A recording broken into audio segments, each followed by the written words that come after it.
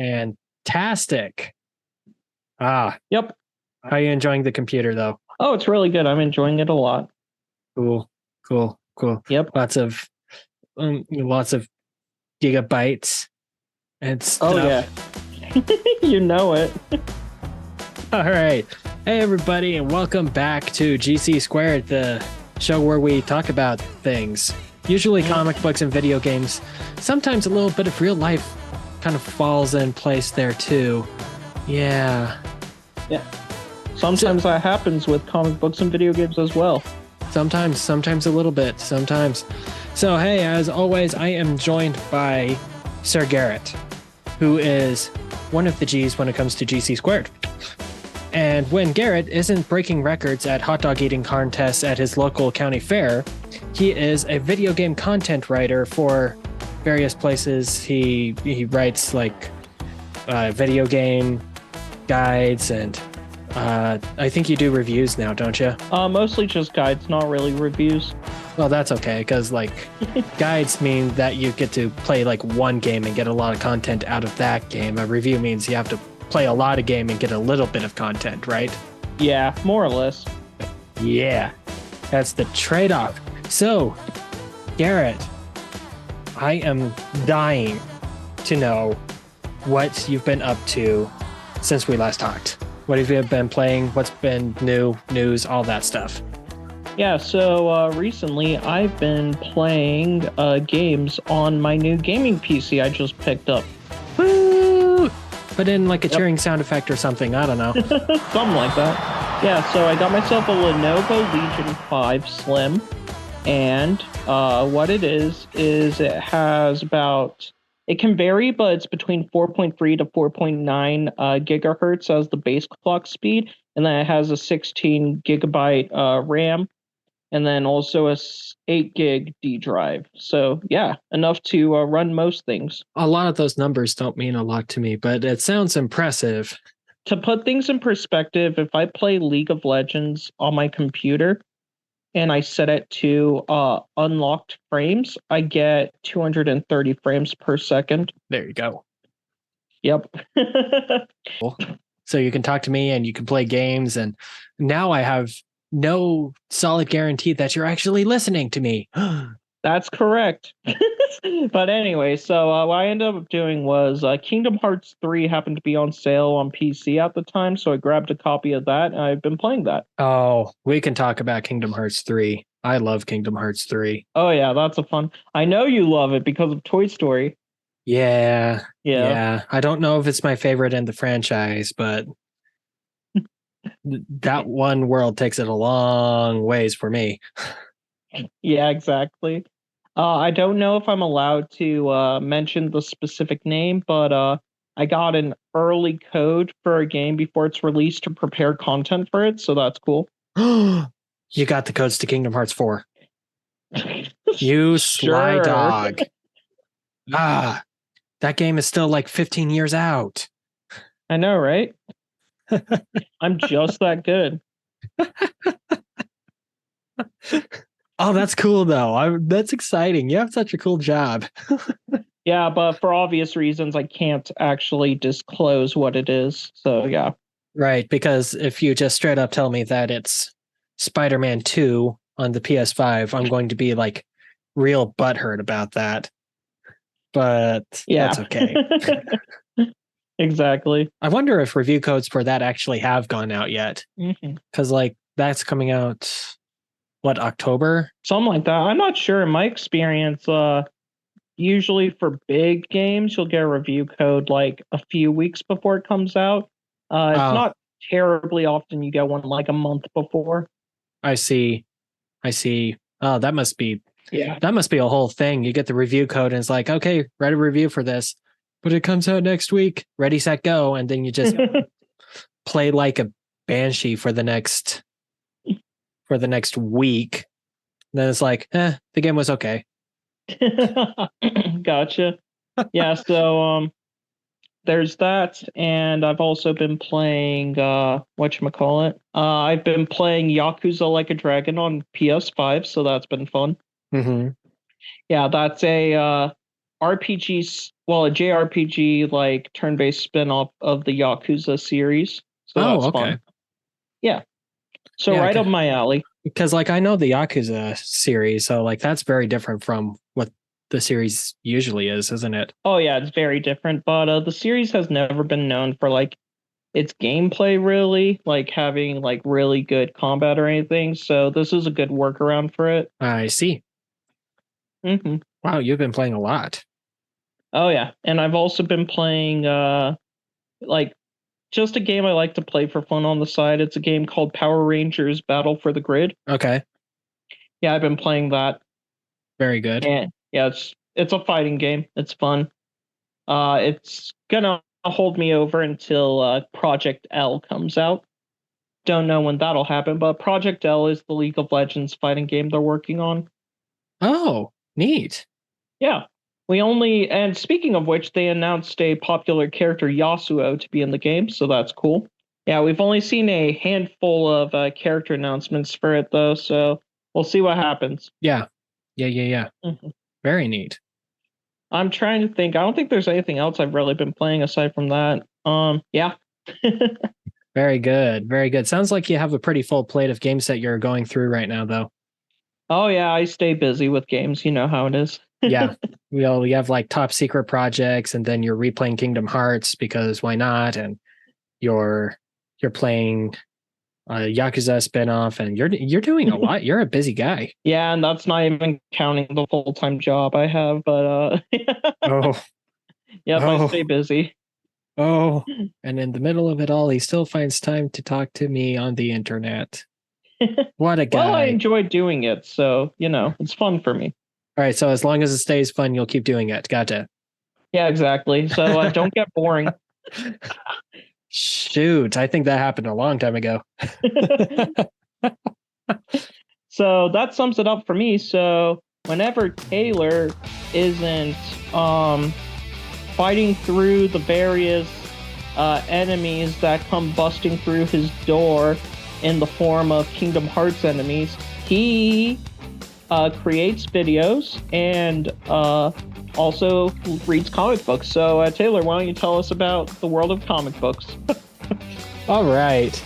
So, I've been reading like a heck of what's it called, variety of different kinds of books. It's been a thing. So, a big part of it is that, I have my YouTube channel, and when I'm researching for my YouTube channel, I have to go back and reread comic books that I'm talking about there to make sure, I don't say anything wrong or false or give a false impression of it, And Okay. I have 3 in the pipeline. One is a new kind of Christmas in the summer type of video. So I've been reading some Superman Christmas books, which okay, has been a thing because there's like a sometimes tradition that kind of popped up in the Superman books for Christmas during the late 80s, and it kind of continued a little bit into the 90s and a little bit beyond that. And the gimmick of it is that on Christmas, Superman reads his fan mail and he responds to people in need, and it's just super wholesome the whole time. It's just, meets a person, does something nice for them, moves on to the next person. No, so it's kind of nice, and like it wasn't just a one-time gimmick. They did it 4 times. Oh, that's cool. So I was reading through that in preparation for that video. Second one, there was a movie released recently called Oppenheimer, right? Oh yeah, I've heard of that. Yeah, and Barbie released right alongside it. And I wanted to do a video where I investigated the comic book lore and the comic book origins of Barbie and found some really bonkers stuff in there. Okay. Yeah. So, like what'd you find? Spectrum. Okay.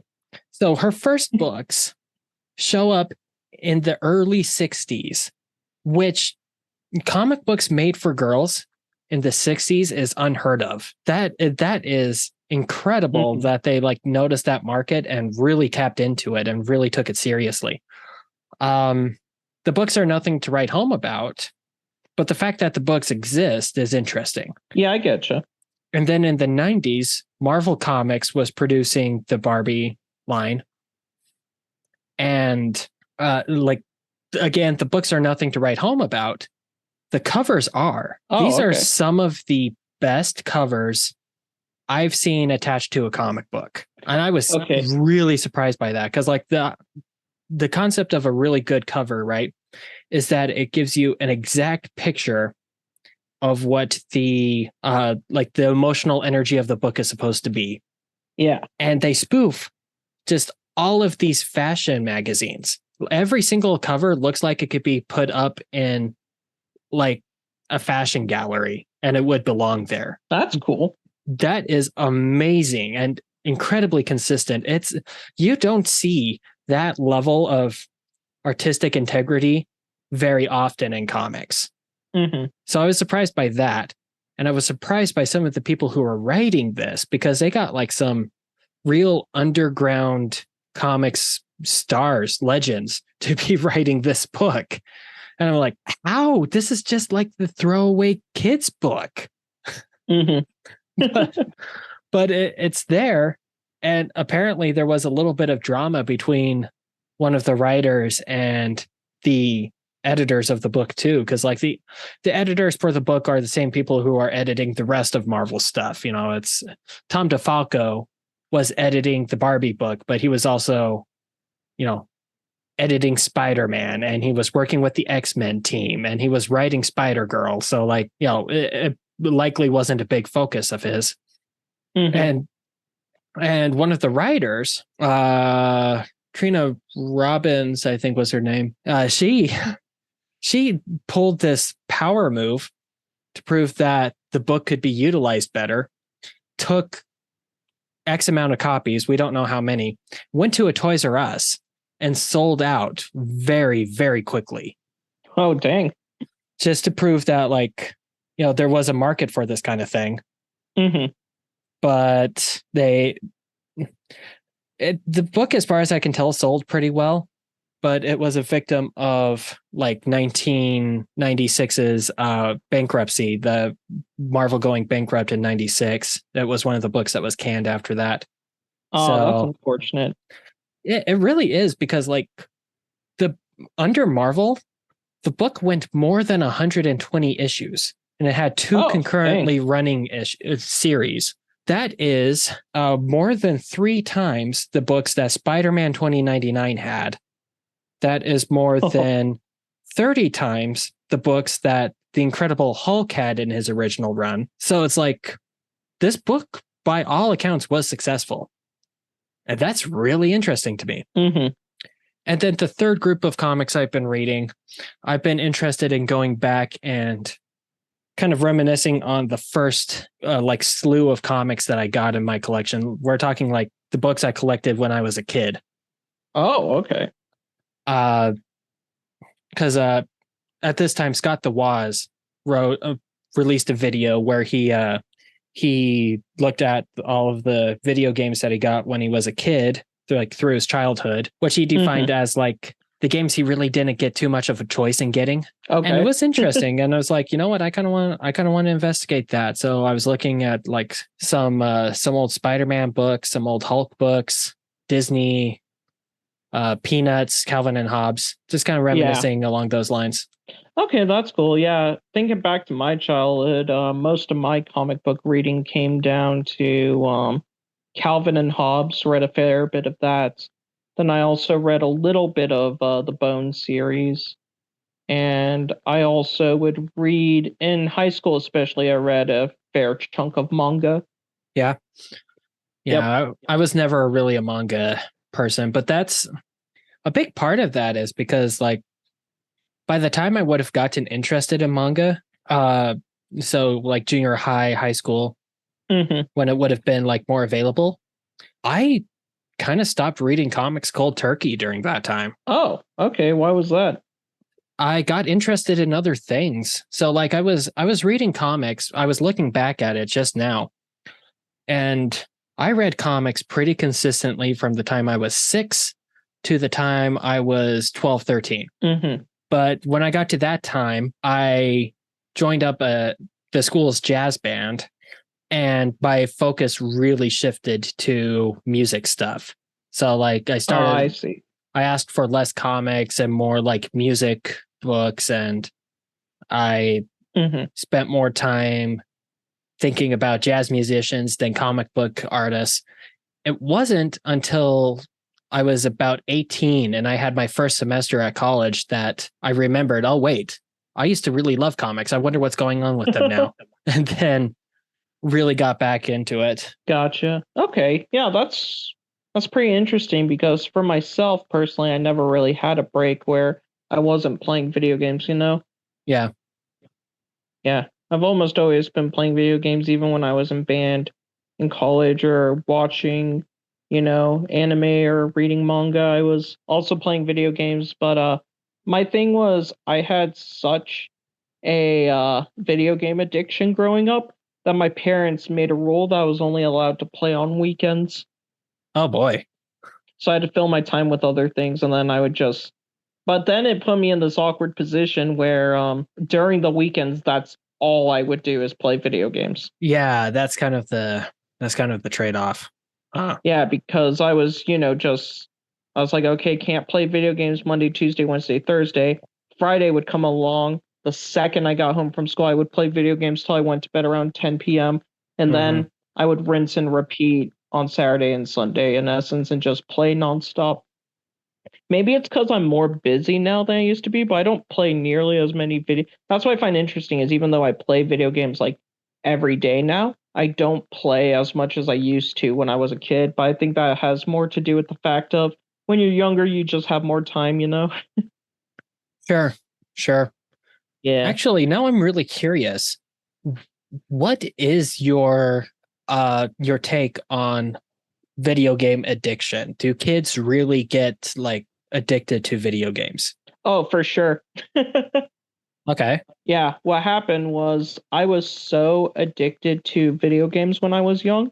I'm actually, now that I'm older, like, I know it may sound like, I'm complaining a bit when I was younger and whatnot, but now that I'm older, I actually appreciate my parents placing in that rule because in fifth grade, I was so addicted to the video games that I would lie to my parents and tell them I didn't have homework. And then I would just never do my homework and play video games all day. And it got Yeah, to the that's a point where problem. I was getting straight D's in my classes. You? Yeah. Okay, for those of you out in listener land, I have a really hard time imagining Garrett as a straight D student. like like you strike me as the kind of person who would get a B and then be disappointed. I'm not so sure if I would really be disappointed with B. I'm not disappointed with my grades as long as I do my best, you know? But that's the thing, is in fifth grade, I was not doing my best because, I believe it was something like 25% of your grade was determined by, your homework. So naturally, if I'm doing no homework, I'm gonna Right. get bad grades. Yeah. Right. Yeah, go ahead. Sorry. Yeah, so when my mom found out that was going on, because my teacher actually called my mom and told her. Oh no. So, Oh, that phone call. yep, and she did it on speakerphone in front of me. Oh, So then that's my mom rough. proceeded to tell me that I was grounded from video games, and the new rule was that um I was not allowed to play video games unless I didn't have school the next day or I didn't have school that day. So in other words, meaning I could play Friday, Saturday, Sundays or days before or during a like holiday or something. Right. Yeah, but to be fair, that strategy she put in, it helped me start getting better grades and start doing better at school. So I'm appreciative it happened, and I guess to come back full circle, because that was a very long-winded explanation.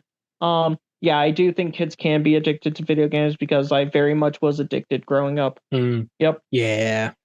Plus, I guess there's a lot of evidence out there and like the stereotypes and the tropes of it, right? Like Mhm. everyone who plays COD has to deal with like the the 10-year-old who's screaming in the mic and they have music on too loud and mom's yelling in the background. Yep. Yeah. My parents were really good about my obsession with comic books. They were always like really, really supportive. They were concerned about like some of the content that might have been in the books because video games have a rating that's clearly labeled on the front of the cover. Comic books do too sometimes. So, but it's a lot harder to really define what's in there. So, Oh, I see. I mean, earlier on, it was like Disney comics and newspaper comics like Peanuts, things that my parents had a pretty strong like expectation from.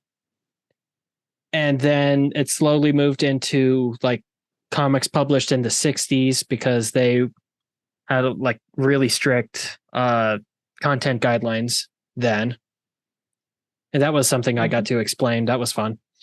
And then eventually like more stuff kept getting added on as they felt like they could trust me more. But okay, I think the biggest thing was that not only did they really encourage the hobby, they encouraged the creative end of it too, because along with reading all these comics, I used to like make my own all Captain Underpants style. And okay. I remember very vividly, and I hold this dear. My mom would like she called me downstairs once and said, "I made a thing for you," and pulled out like this ream of paper that had a 2x4 grid drawn on it. Very rudimentary, but she said, "I copied for you a bunch of comic book paper, so now you can just go straight into the comics without having to draw the boxes." And like, of course, drawing the boxes is where most of the language of comics comes from anyway. But like, that meant so much to me, and that really that made a huge impression on me because it was like, more than anything, it was like, here is permission to pursue this interest. Yeah. And that was really cool of them. And that's something I hold really dear and to my heart. Yeah. And on top of that, it's also a situation of, in essence saying, hey, I may not fully understand your, like, the fact that you are into comic books or what they're all about, but I do support and want you to be happy, Yeah. It's I know you can totally tell because this is audio, but I'm like tearing up a little bit thinking about that. That's it's my parents are great. I've been very blessed to have good parents. I'm really glad. I feel like my parents have been great for me too. So yay. Yay. Hooray for parents. Put another cheering sound effect here. I don't know. Okay. So let's go ahead and hop into the topic of the day. So once upon a time, we had an episode that I hear a lot about. I bet you hear a lot about the real or fake game that we played. Woo!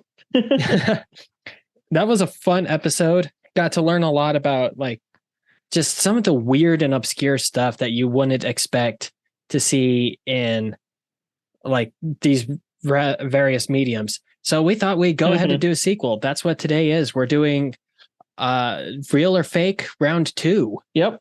Figured it'd be a fun little thing we could do that, just goes back into our little thing we did before since it was fun. And to go off of it last time, it's an idea that I saw the anime guy do with PewDiePie. And I thought it would be fun if we adjusted and did it for our own little podcast we do here. So yeah, I figured we'd give it a shot again and it'd be fun. So who should go first? All right.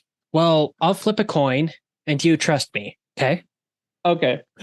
All right. Call it. Tails. It's Tails. You go. Okay, cool. All right, you ready? I am ready. Give me the thing and I'll guess.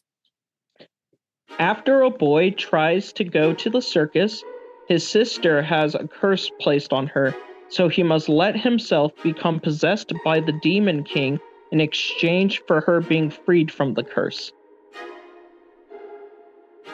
This is a 2D indie platformer. This is real. You're right, it is real, but it is not a 2D indie platformer. Parquet, is it?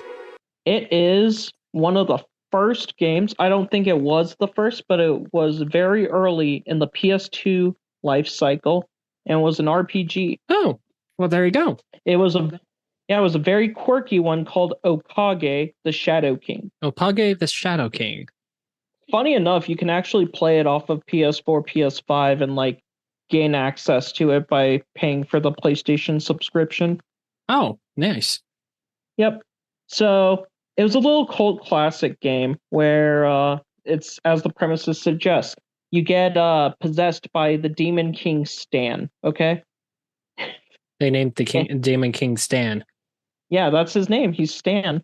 That's okay. I'll live with that. And what he does is when he possesses you, he's not so much possessing your body, but he possesses your shadow. And he can pop up behind you whenever he feels like it to interact and do things. And he tries to scare people and show off that he's the Demon King. It's a very like funny game. So even though he's trying to show off and be like, yes, I'm the Demon King, look at me, ha ha ha. People are more often than not impressed or not scared by him or think he's great. Oh, well, shoot.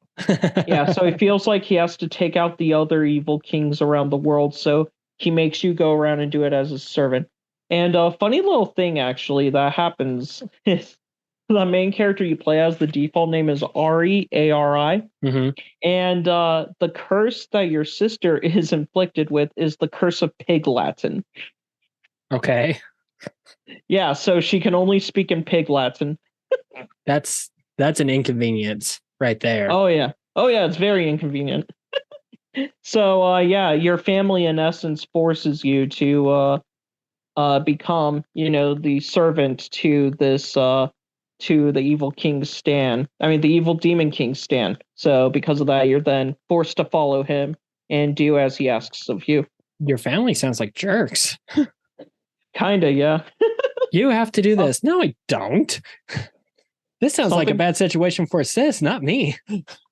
But yeah, the game is very funny, meant just to be very humorous, and it doesn't have random encounters, which is nice. Enemies appear as like ghosts on the map, so if you run into them, they challenge you to a fight.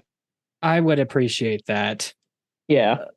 In turn-based games like that, it's the random enemy pop-ups that like chase me away from it the most. Yeah, that's understandable. So yeah, it's just a cute little game. The art style is very reminiscent of Tim Burton, which is kind of cool. Neat. Yeah, I was very impressed by it and played it when I was a kid and very much enjoy it.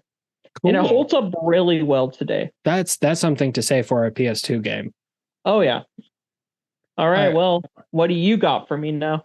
Let's go ahead and give you a real or fake. All right, give it to me. All right. Somehow Palpatine returned. He survived after cloning himself over and over and over and over and over, and is now putting forward his plan to put his own brain inside the body of Luke Skywalker and or his niece and nephew Jason and Jaina Solo. Okay. Interesting. Well, as we know, his long relative is actually Rey, so I'm gonna go with fake. No, this is real. Oh, dang it. This is a real book. And not only was it a real book, this is like one of the two definitive Star Wars Legends books. Oh, what do you mean by definitive? When people talk about how they want the old Star Wars canon back, this is one of the two books they bring up. Okay. This is the Dark Empire trilogy. And it's like that combined with the Thrawn trilogy are the two like big legend stories that people are upset weren't adapted into the sequel trilogy. Okay. So like there's just no trace of them at all, or what? No, it's like I don't know how well to describe it. It's just that especially the Thrawn trilogy. I can speak especially for the Thrawn trilogy is fantastic. What Okay. that one is one of the old admirals of the Empire has gathered up the remnant of the Empire, like reunited them, and tries to start up another war. But this time, he found a dark Jedi, not a Sith, but a dark Jedi, to combat Luke Skywalker and try to stop Luke Skywalker before he can start up his Jedi Academy. And it's really good. What's the difference between a dark Jedi and a Sith? Oh, one of them's a bad guy and one of them is a really bad guy. Oh, okay, gotcha. Like there's not a lot. I was gonna say, because I'm not sure. I could be wrong, but I don't remember the movies ever addressing like a dark Jedi, you know? It's always just been the Sith. Well, yeah, that's because the Sith are the bad guys. They're the dark Jedi. But like a dark Jedi is different than a Sith, apparently. Okay, so not all dark Jedi are Sith, but all Sith are dark Jedi. I guess so. Yeah, because like the Sith are the two big head honcho guys that are like the most evil and most powerful, and they're both planning to betray each other every time. Whereas like dark Jedi are kind of nomads. But let's see Okay. here. They're force sensitive, frequently former Jedi who chose to deny the light side of the force and follow the dark side. Although it originally referred to Jedi who would fall into the dark side, it could also refer to uninitiated force sensitives who received no Jedi training but began their careers being kind of dubious. Oh, okay. Whereas like a Sith is like a whole on thing. If we go Dark Jedi versus Sith, Dark Jedi is any Jedi or former Jedi who's fallen to the dark side. A Sith is a member of a very specific religious order. Okay, gotcha. Yeah. So there you go. Anakin Skywalker, Count Dooku, they are both Dark Jedi and Sith. Palpatine was never a Dark Jedi, just went straight to Sith. And so did Maul. Yeah, there you go. Does that make so with it being organizations that follow specific beliefs?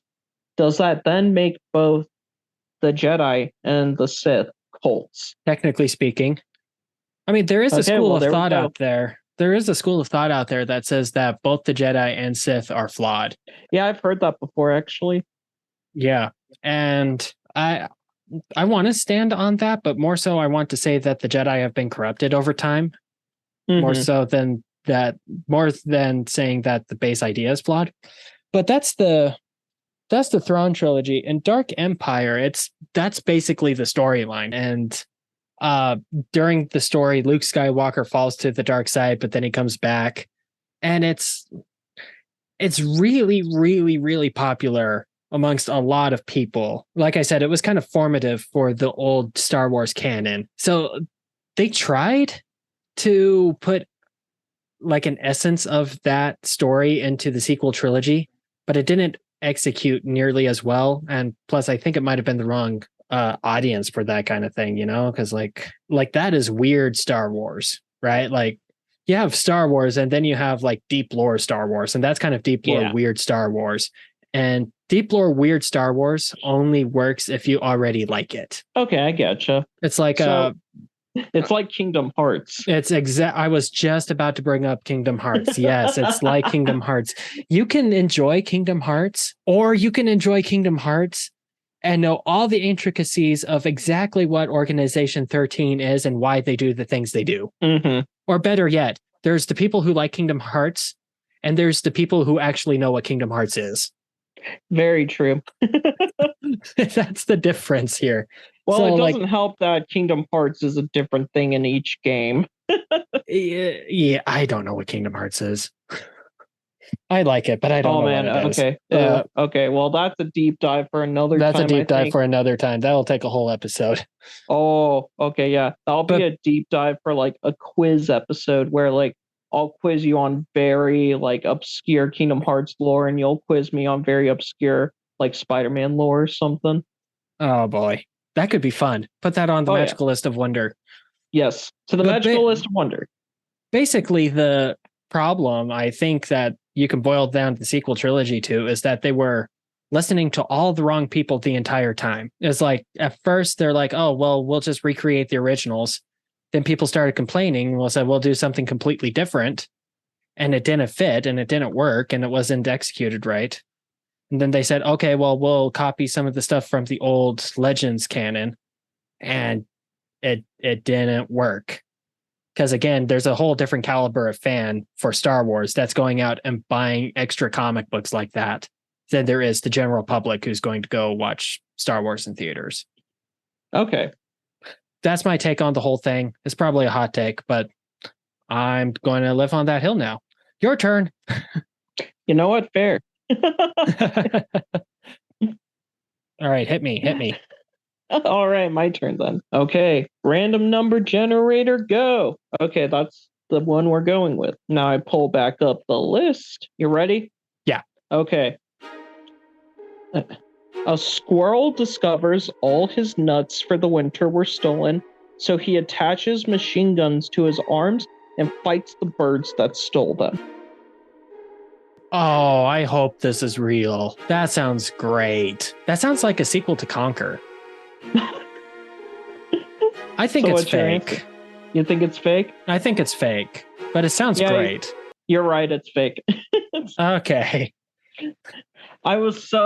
To explain that one, I was sitting just chilling during lunch, and I thought to myself, I need to prepare for real or fake. What's a totally ridiculous, hilarious concept I could come up with? And then I kept adding and deleting stuff from it for 5 minutes, and that's what I ended up with. Oh, well, there you go. That speaks to your creativity. Oh, thanks. But I seriously could see that being a sequel to Conker's Bad Fur Day. Did you know Conker's Bad Fur Day did have a sequel? Evidently not. Yes, it did. It was not well received at all. It's called Conker's Other Bad Day. Oh, has he ever had a good day? Well, okay, that was one that got canceled. There was this, what was it? There was one that was this weird spin-off. Oh, wasn't it a GBA game? No, there is a GBA game, but that's separate. Let me see if I can find this. So Conker's Other Bad Day was apparently a game that they were working on, but he eventually got canceled. Oh, dang. All right, so what the Conker series? Yes. I've got Conker's Pocket Tales for the Game Boy Color, Bad Fur Day for the 64, Live and Reloaded for the Xbox. Mm-hmm. That one's interesting. Live and Reloaded was a HD remake of the original where they upped it with Xbox graphics. Oh, okay. And then we have Young Conker for the Microsoft HoloLens, whatever that is. Oh gosh, I remember hearing about that. Ooh. What's the HoloLens? Okay, the one, it was this weird VR thing that Microsoft was working on, and I don't even know if it ever came out. I just remember them announcing it, being like, oh wow, that looks terrible. It was their virtual reality thing. Holy shiz. Yep. So it was released in 2016. Oh, it did come out? It did release. Development Edition 2 was announced in 2019, but there was never a consumer version. Oh, okay. And the introductory price was $3,000. Oh my gosh. Well, no wonder why there's no consumer version. Who's going to buy that? Or if you wanted the one that had the commercial suite to it, so had any programs usable for it, $5,000. Mm-hmm. It had 2 gigabytes of RAM, 1 gigabyte HPU RAM, 64 gigabytes of flash memory. It had a camera and a touchpad. That's really interesting. Yeah, they have a picture of a guy wearing it. He looks like a dork. Okay, so the one I was thinking of was Conker's Big Reunion, which was made using Project Spark. Was that like a fan game or? So Project Spark was this online development tool that Microsoft made that was Dreams before Dreams existed. I see. But didn't perform well. And you could design different games, and they included stuff for people to make their own Conker's games. So to kind of show off what it could do, they made Conker's Big Reunion. Yep. Well, there you go. And that was a thing that existed. You got it. There you go. Yep. And then as for Conker Live and Reloaded, what was interesting about that was a lot of people didn't like it because they censored more of it. I Yeah, see. so they added in a lot more censorship, which people didn't appreciate. The graphics are really interesting in it, though. I think the graphics hold up really well even today for the Xbox version. I was quite impressed by that. And also, the other thing it had was they took the Saving Private Ryan section in the original game and they turned it into a full online multiplayer thing you could do. Oh, yeah. I Yep. just looked up the graphics for it, and that is really good for original Xbox. Oh yeah, super good for original Xbox, and it's stylized enough where it still looks good today, you know? Yeah. I mean, it's definitely not like PS5 level stuff here, but if you told me this was like a late PS3 release, I'd believe you. hmm Yeah, I don't know how they did it, but they really got like the most out they could. And it was original Xbox too, which is crazy. Wow. Yeah, like it's very impressive for the time, as well as just like I think the graphical style holds up as well. Dude, I don't care about the DVD player. Xbox was the clear champion as far as like gaming is concerned at that time. You know, that was You mean like from the perspective of like graphical power?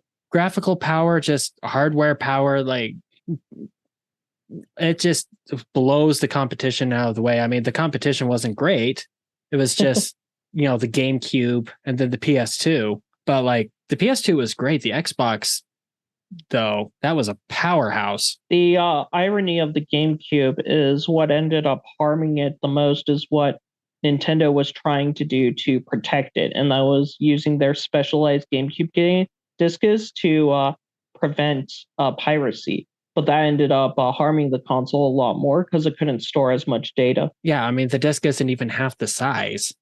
hmm It's like, it's a miracle of engineering that anyone got a game on that size of a disc. All right. We ready to go on to the next I one? will look. Oh, dang. Okay, just real quick to kind Yeah. of put things in perspective. The GameCube disc could only hold 1.46 gigs. Ooh, phone games are more than that now. Yep. And to kind of put things in perspective, the PS2, depending on the type of disc they used, because they had single and dual layer, you could get either 4.7 or 8.5 gigs. So yeah, Yeah, big difference. that is ginormous. Anyway, sorry about that. Why don't you give us your next one? No, it's good. It's good. We learned something interesting. Okay, let's go. All right. Robin broke his arm, and to distract everyone from Robin's broken arm, Batman wore a bright pink batsuit that was so pink that Barbie would blush. All right. Well, I guessed fake for the last one, but the last one was real. And I'm going to assume that even though Batman cares about Robin, he doesn't. He's just like, go heal. You don't need to freaking distract people from your cast. So I'm going to go with fake. This is a real comic book that was released. Oh my gosh. So you've gone two right. I've gone two wrong. I'm impressed. I didn't think I would be this good. Hey, you're pulling out some stuff that I just wouldn't expect. So there you go. Yeah. Okay. So here was the logic here. Okay. Robin had a broken arm, but so did Dick Grayson. And so Batman's like, well, obviously, if Robin is seen with a broken arm and Dick is seen with a broken arm, everyone's going to figure out who Robin is and they're going to figure out who Batman is. And I got to cover my own butt and make sure nobody finds my secret identity. Also, we can't have people thinking that I got rid of Robin.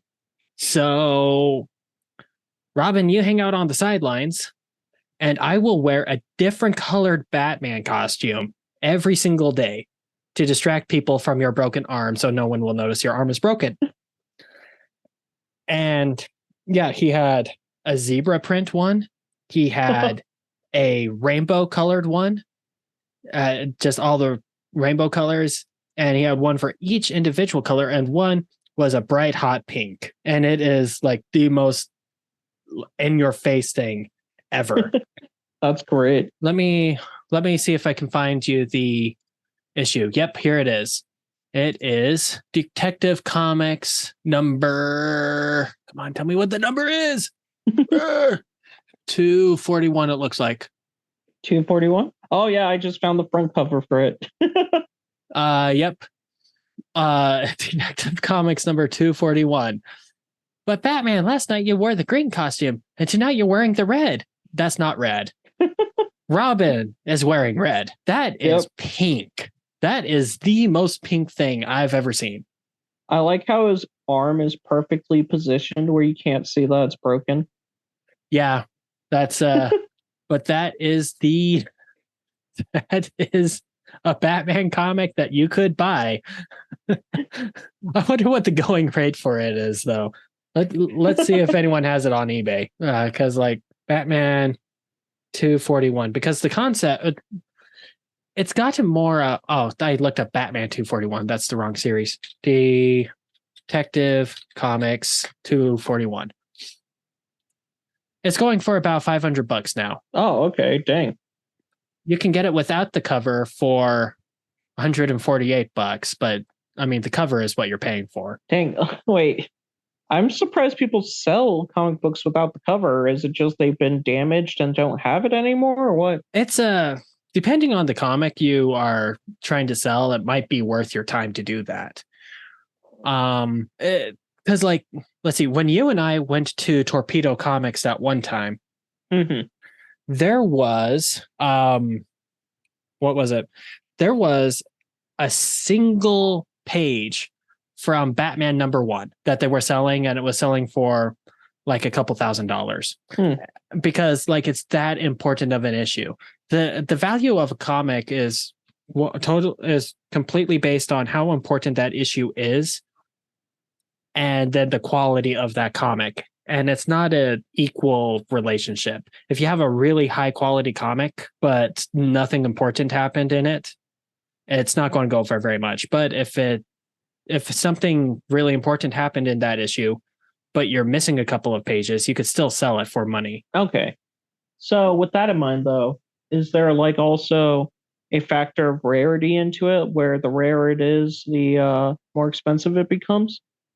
Yeah, that would be like the trifecta of what the value of a comic book is, if it's hard to find. But like, there are an awful lot of hard to find comics that aren't worth anything. Okay.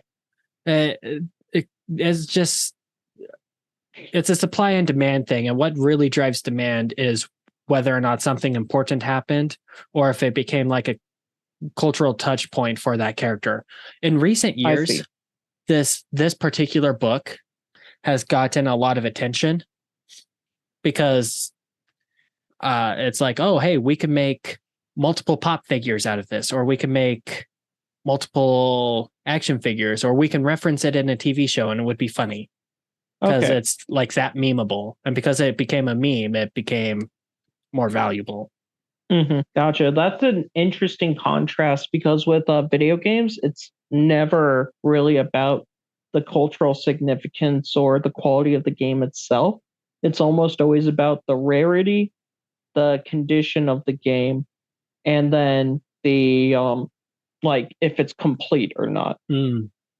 Yeah, because like a game that has the entire game plus the manual plus the case is going to be more expensive than if you find the game loose, you know?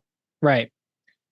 And then like if it's a really, really popular game, it's going to be easier to find. So you're probably not going to have to pay too much for that. Like Super Mario 64 isn't really the most expensive game in the world to get, right? For that one, it depends. So the thing about Super Mario 64 is to find like a loose copy of it. Yeah, that's not expensive at all. But if you were to find it complete in box with the manual, that's really expensive. Well, yeah, because everyone threw the box away. It's a box. Yeah, that was the N64 issue, was a lot of people would throw away the box. Well, it's just a box. It's not a case, you know? Yeah.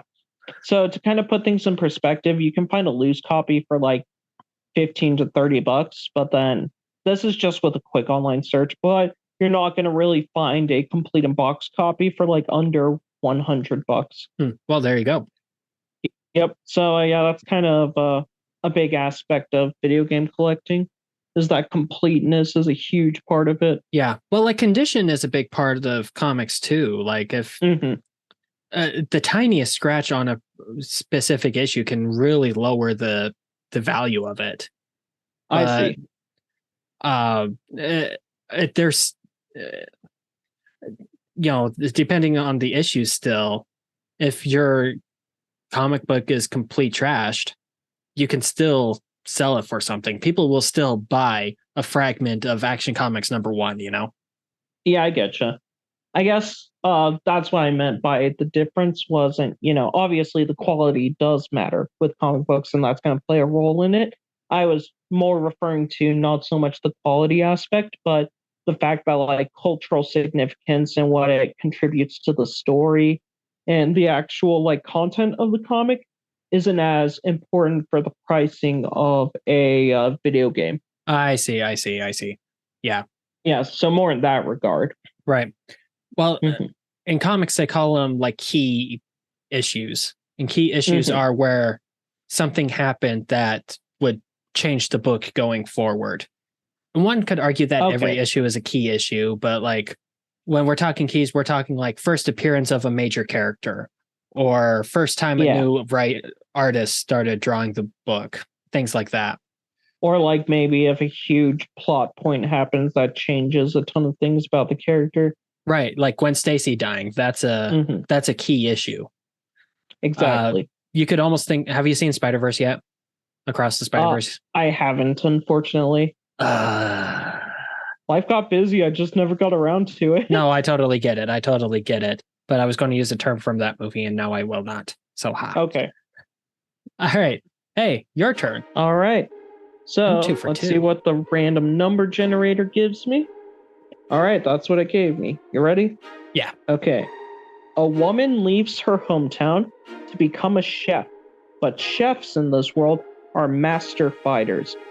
They collect ingredients by fighting monsters while cooking food against each other in a tournament. That's awesome. I'm pretty sure that's not the plot for Cooking Mama, though. No.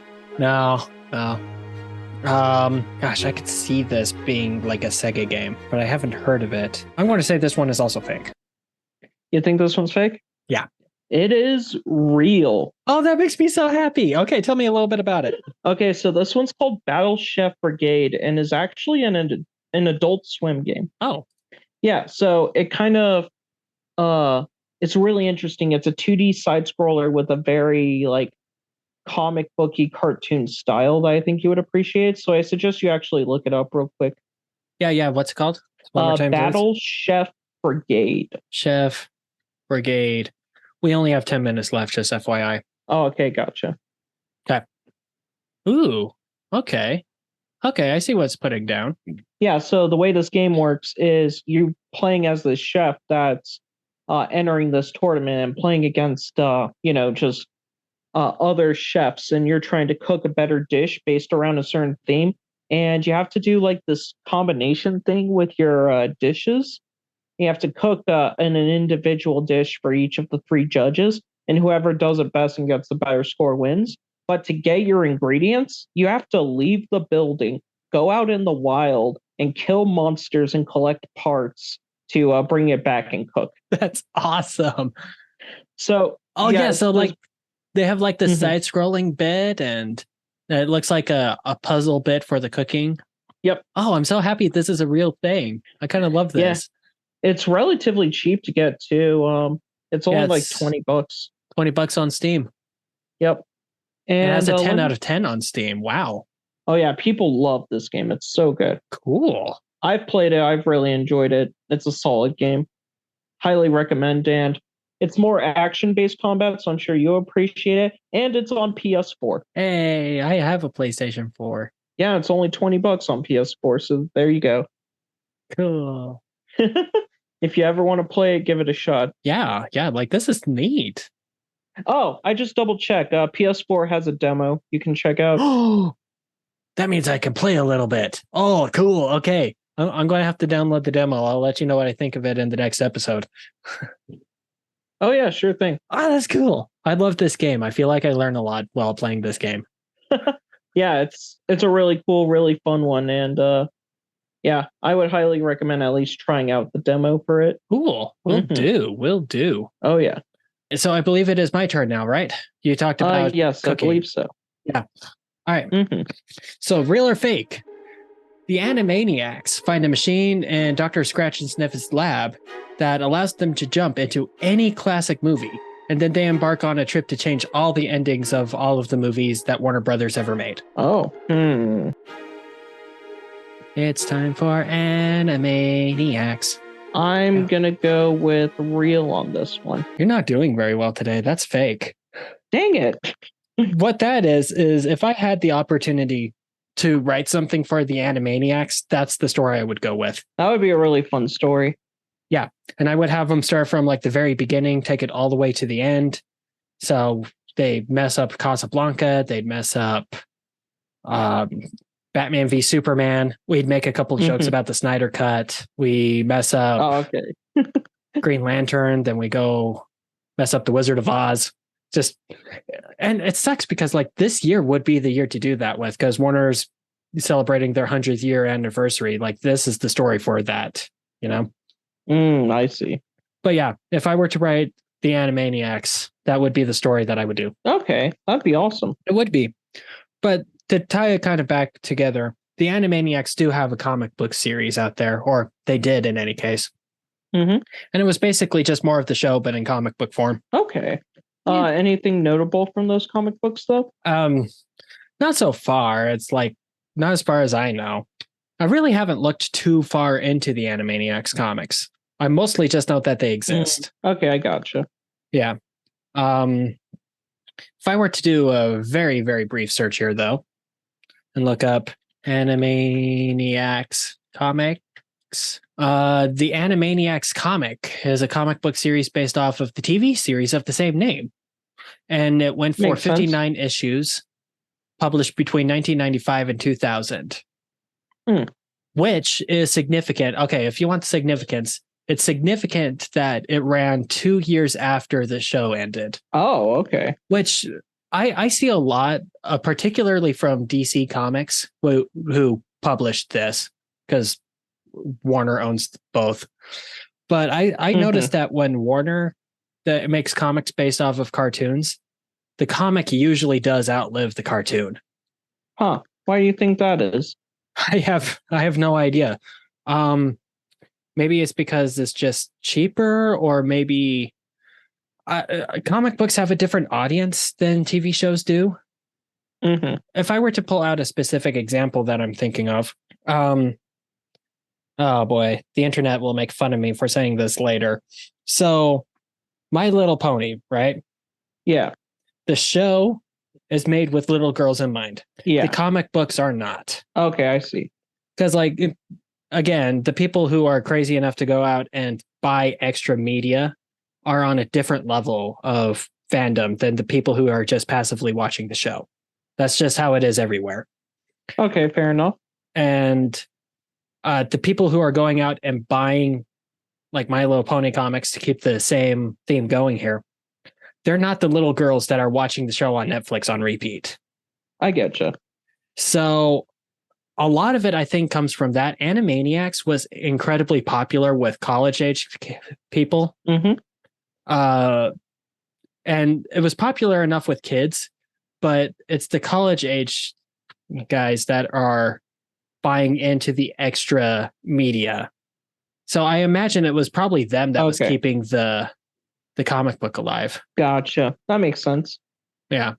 It's a much smaller, much more niche audience within a small and niche audience is kind of the thing. But, you know, if they keep buying the books, you don't need to sell as many books as you do TV series in order to justify its existence.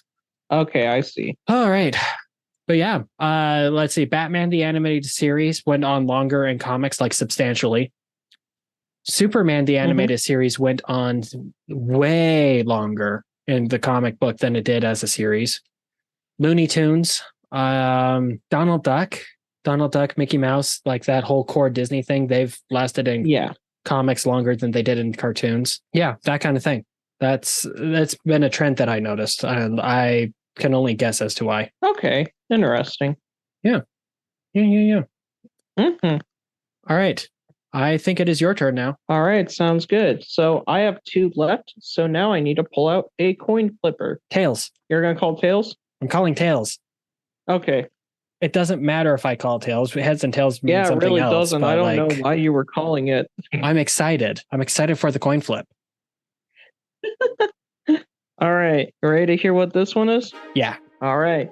A young explorer develops the world's first spaceship. The explorer enters space and discovers life on various moons. From there, the explorer must help the aliens build relations with each other and avoid galactic conflict. That sounds real. Is that I your could. final answer? That's my final answer. I could see that being a real game that real people would play. That is your first wrong answer of the day, my guy. No, it's my second one. I got the cooking one wrong. Oh, that's right. You did get the cooking wrong one. My bad. Okay, No, well, this anyway, show. that was incorrect. Well, shoot, make it. Yeah, so explanation for that, I guess, is what happened was I was talking to my wife and we were discussing like different concepts and whatnot for what could be a Skies of Arcadia sequel. Ah, I see. And this is what we came up with is we were like, hey, Skies of Arcadia has a sequel, make it about how they travel into space more, because spoilers, in the main game, they go to the white moon, but you don't really see them visiting the other moons that exist in the world. So we thought it would be a cool concept of, oh, what if each of the moons has a different civilization on it? And they went to, I just realized I called it white moon. It's actually silver moon. My bad. But No, anyway, yeah. because I remembered they're called Sylvites, I'm like, oh yeah, they're called Sylvites because it's the silver moon. Yeah. Anyway, so yeah, they travel to the so the idea would be he creates a spaceship, he travels to the various moons, he meets these civilizations, and we could build a story based around that. Was this like a very direct sequel? Like, is Vice the one building the rocket ship, or is it a new character? We figured it would be a long time relative. I see. It I would be see. way into the future considering the technology that's available in the main game. But he's still named Vice. I guess if you want him to be sure. I don't know. It's your imaginary game. Fair enough. So yeah, that's the thing we came up with. We also came up with a prequel series which was Seas of Arcadia. And that one would be like you know how they're in the airships as air pirates? Yeah. This would be about the world before it had lost all of its water. You know what I'm surprised about all the time is that there aren't more games that are pirate simulators. We got Assassin's Creed Black Flag, which is like Assassin's Creed but with pirates, so it's not really super piratey. Yeah. I mean, it is, but not as piratey as it could be. And then Sea of Thieves, which is piratey, but it's also a cheap free to play thing. Like I'm thinking, like I would love to see Rockstar move on from GTA and Red Dead and make a pirate game. I think they'd be good at it. Okay. That Anyway, would be pretty cool. You said that because kind of like have yeah, the closest we have is Sea of Thieves. yeah, but like I said, that's kind of like a I don't know. I have a hard time with free to play games like that because it's like there's a small amount of gameplay compared to the amount of content that they kind of spray onto that gameplay. Does that make sense? Did I make any sense right then? Yeah, I get you. Because like Fortnite, it's very simple. It's a very simple gameplay loop. Mm-hmm. And it looks like there's a lot there because they keep adding stuff, but the stuff they're adding doesn't change the gameplay. Or if it does, it changes it very little to the point where it's like it's hard to mention it as a real thing sometimes. Like this time around they added you can get coated in mud and you go slightly faster. And it's like, is that really a new mechanic?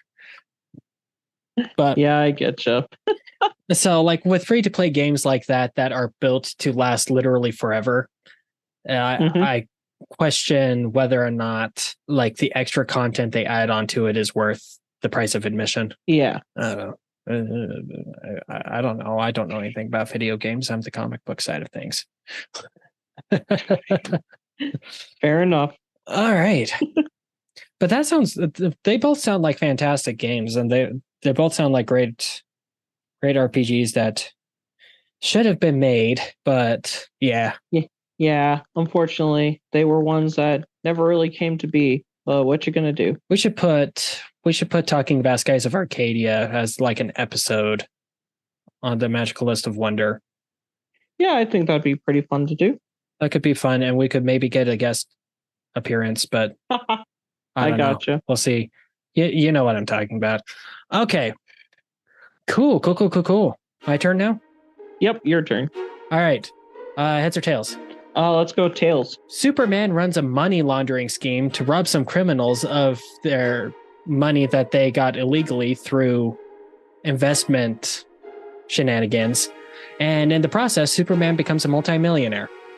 Well, I am gonna go with the concept of the fact that Superman can be a jerk a lot of the time, according to comic books. So I will go with real. You got it. Yes. Okay. So this is like an early Superman story. Now, early Superman stories are they're very centered on social justice. Because like this, Okay. he was created in 1938. It's the tail end of the Great Depression. Everyone's talking about going to war in Europe. So like Superman was very much a champion of the oppressed, champion of those who didn't have as much as others. Mm-hmm. And there was this story where these two guys created a fake umbrella corporation that doesn't exist. And they were just taking a ton of investments from people for this oil field that isn't real. Okay. Now, Superman, Clark Kent is, in fact, I should say, does some digging and finds that these guys did own land, and they did think there was oil there at one point, but they didn't think that it was. They couldn't find oil in it, so they decided to turn it into a money laundering thing instead.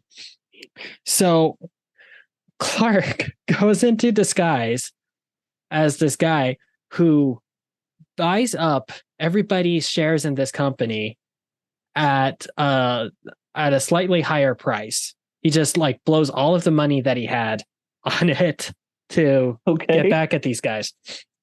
And then he finds the owners and he buys it out from them and owns 100% of the company. Okay. Okay. So Superman owns 100% of the company, and he's like, okay, well, time to go over to the dry oil fields, and just digs deep enough that oil has to show up. And so oil starts spreading out. The guys who used to own it see all of this oil, and they're like, holy flip, we gotta buy our shares back from that one guy really quick. So they go over and they're like, hey, we would love to buy all of the shares of the company at twice the price that you bought them at. And he's like, well, that's a sweet deal. And he sells it off. That is a sweet deal. Makes a killing with this. Just makes so much money for 1938, right? Like several million. And as these punks are walking away with all of the stock documents, they turn around and they're like, oh, hey, guess what? We just struck oil. Looks like you lost out on a lot of money. And then Superman redirects the oil away from their oil field. Oh my. What a jerk. The bad guys get arrested for money laundering. And Superman just has like this stockpile of just a ton of cash that it's like, oh, cool. I guess he has this now. But what's interesting is that the first bit of like real continuity within the Superman books, like you have to read a previous book to get the context. Mm-hmm. Later on, he comes across this orphanage that is about to go under, and he needs to raise money for it. And he says, well, I'm able to pay off half of it with all the money I got from that oil field incident, but I need to get more. And that's significant because it was like the first time that you had to pay attention to canon in a superhero book. Okay. So he didn't stay a multi-millionaire for long. He gave it all to an orphanage, which feels right. But Well, that's good. that is the crazy Superman story of the day. Jeez. I love the old Superman books. There's lots of incidents of stuff like that happening. It's fantastic. Just absolute insanity. Just like, hold on, is this legal? I don't think so. But whatever, we'll roll with it. Truth and Superman, justice and all that. Superman, that's not how laws work. No, he doesn't care about laws. 1930 Superman doesn't care.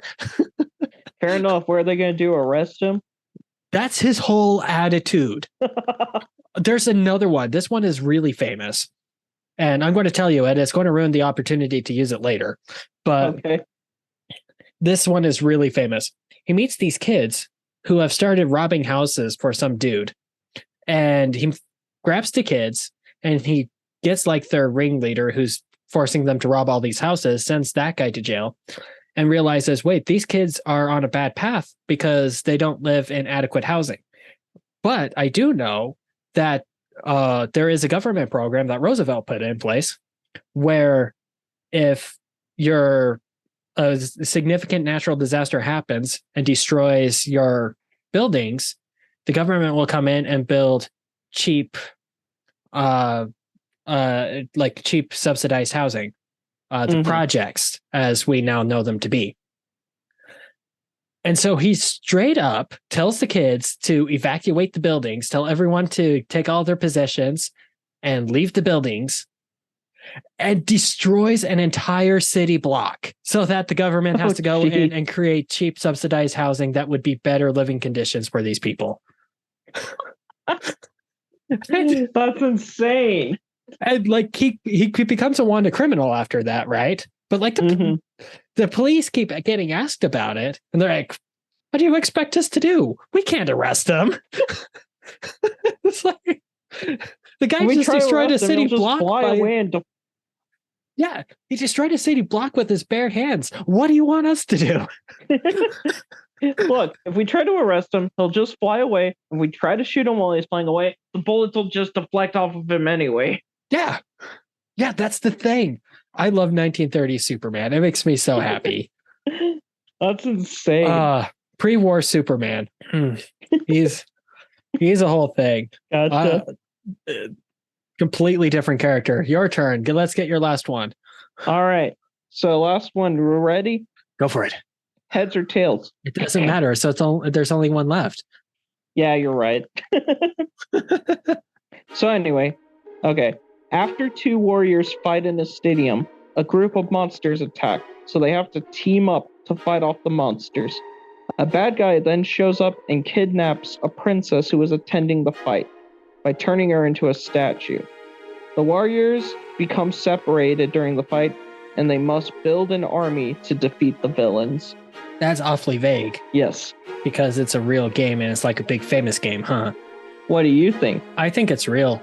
I think it's a real game, and I do think this might be like a bigger title. Gotcha, because of the vagueness?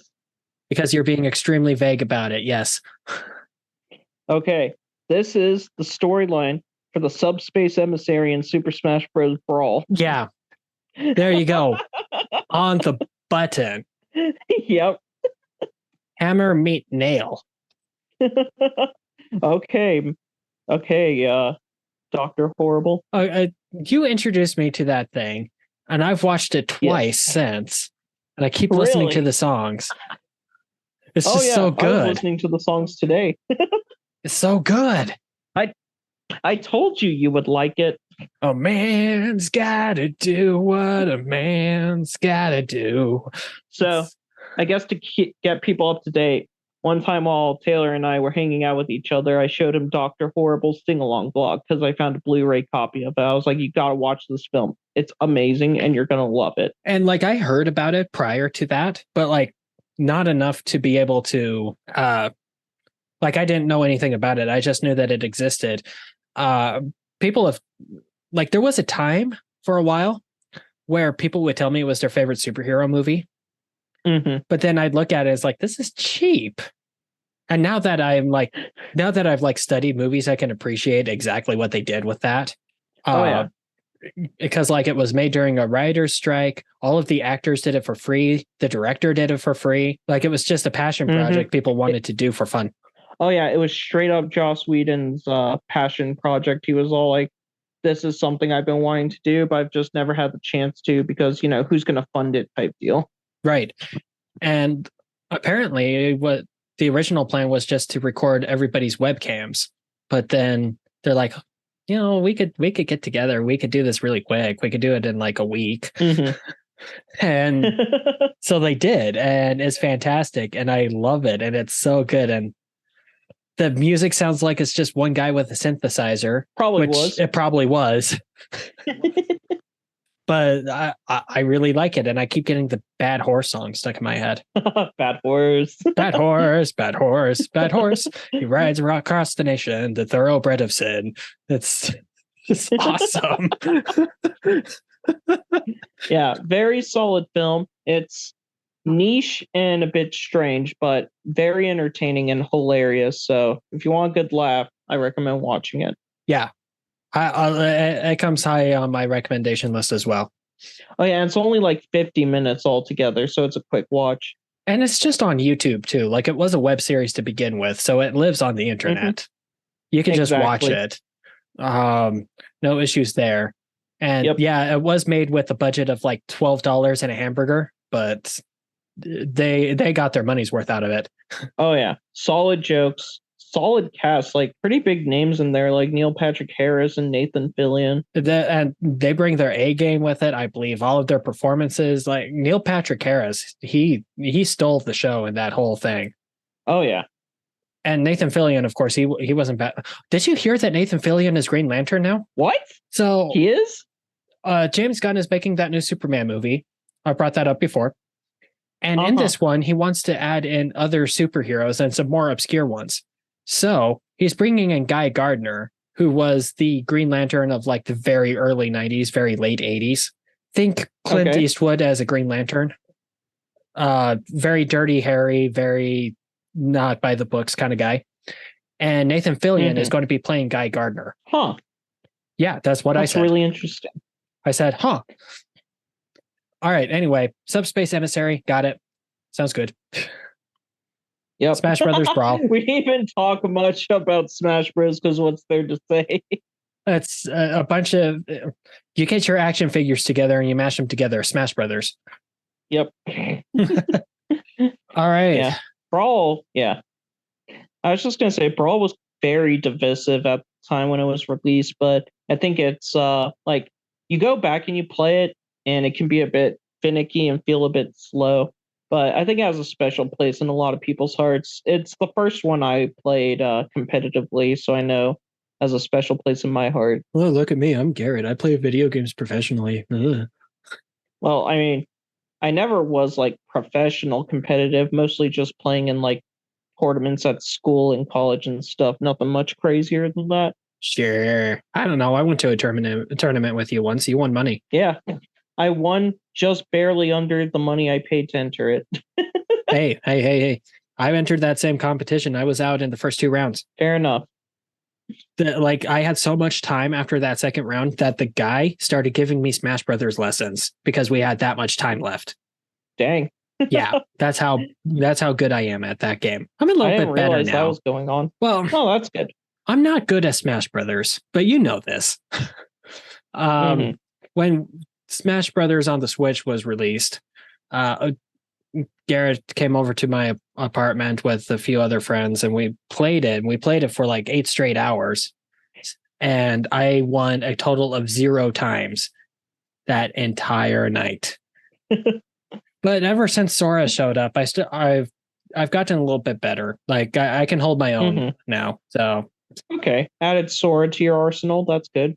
Well, that's how I pick my main. It's not who am I good with. It's, oh, hey, I played that game. Gotcha. All right. You ready for my last one? Oh, yeah. Okay.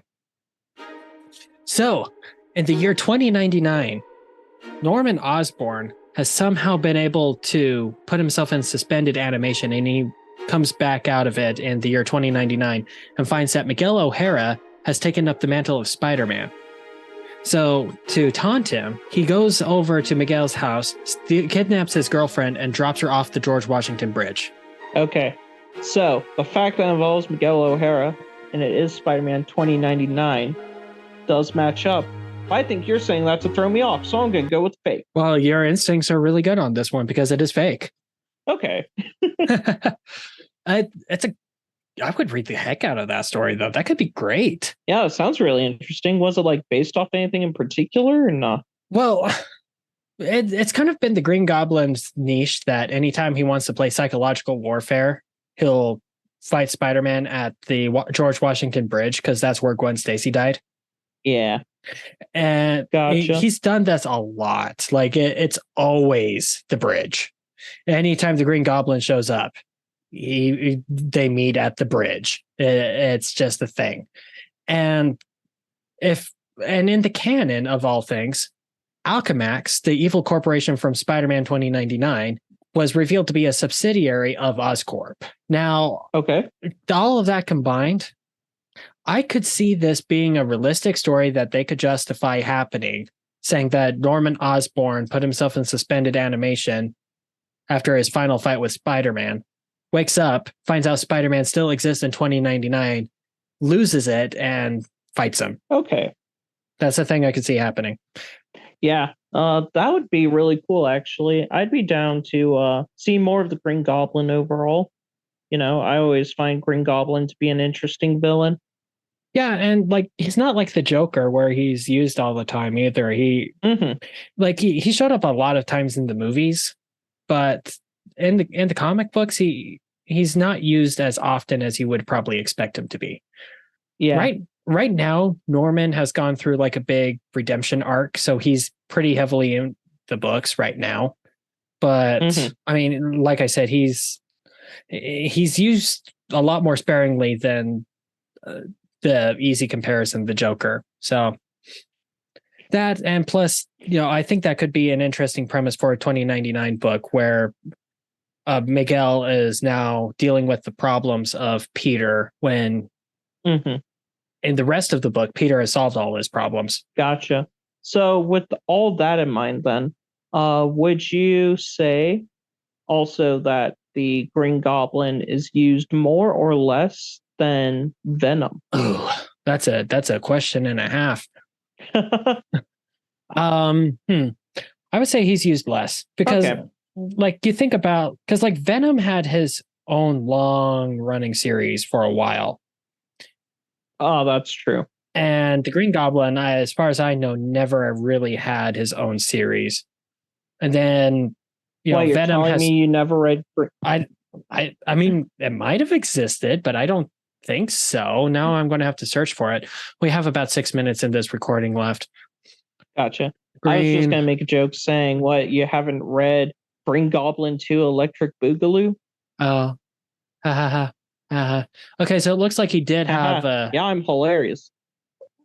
So it looks like Green Goblin did have his own series, but like there's no way it lasted nearly as long as okay, so he had his own series that lasted about a year. And and it wasn't even Norman. It was some other dude. Oh. So just some other guy. Take that. But yeah, it might have been that Norman. would be an interesting concept though for Gotcha. That'd be an interesting concept for a comic though, just Miguel O'Hara being forced to go to the Washington Bridge. Like, would he even know that's where he's supposed to meet Green Goblin? That's the thing. Like, he would have to do a lot of research because as far as I'm concerned, I would have Goblin treat this whole thing like he's still Peter. Oh, I see. Oh, because he can't see his face, so he doesn't know. Right. So if there's a Spider-Man around, it must be Peter. And you have like this identity crisis thing.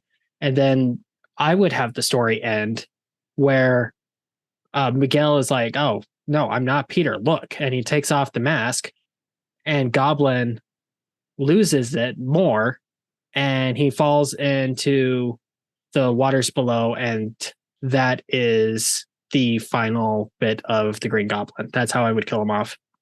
Huh. Interesting. Yeah. Villains die a lot more frequently in the 2099 comics than they did anywhere else. Okay, I didn't know that. That's good to know, though. Yeah. Well, like the circumstances under which the books were going on were like way darker than the normal Marvel universe. That was the concept of it. It was cyberpunk. It was dystopian. So that's like the concept of it. All right. Well, yeah. Well, we went through all of our different reels or fakes today, and knowing us, we'll probably bring this back at some point. I don't know when, but probably. It's fun. Yeah, I really enjoy this game. I enjoy this exercise. I feel like I learn a lot. I get to research some stuff. I get to be creative. So, yeah, if you liked this concept, make sure you let us know somewhere, because that's important to us. Exactly. We can't know to keep doing something unless people let us know, you know? Yeah, that's really what it is. That's why we did this a second time, because people liked it. Yeah. But hey, so, yeah. Guess what? Yeah, I think you have some wise words of wisdom for us. Shut up. That's my wise words of wisdom. Shut up. Now, my wise words of wisdom actually are this has been like a big thought that's been going on in my brain as of recently. That sometimes change is going to happen and it's going to be uncomfortable, but if you follow your gut, you follow your instincts, it will lead to good places. I've recently had some major shifts happen in my life, and it's been kind of a little bit scary. But I know that, like, if I just do my best and if I keep my priorities straight, keep the right people in the forefront, it will all turn out okay. And I kind of wanted to pass that on to everyone else, that kind of no matter how like dark and hopeless things get, the light does come back, and ultimately good things happen. And I've been able to see that a lot this week, and that's my wise words of wisdom this time around. Yep. Whenever there's a sunset in nighttime, there's always a sunrise in the morning. Yeah. Night is darkest before the dawn, says Batman. So it's in the Dark Knight trilogy. All right. He says that. Okay. Yeah. Gotcha. I haven't seen those in forever. Yeah. Neither has your wife. We're going to have a movie night. Gotcha. All right. But that's what we got for you guys. Yeah, Thanks for listening. Thanks for joining in, and we'll catch you on the next one. Yep. We appreciate you joining us on GC Squared. Woo. Bye. Have a good one.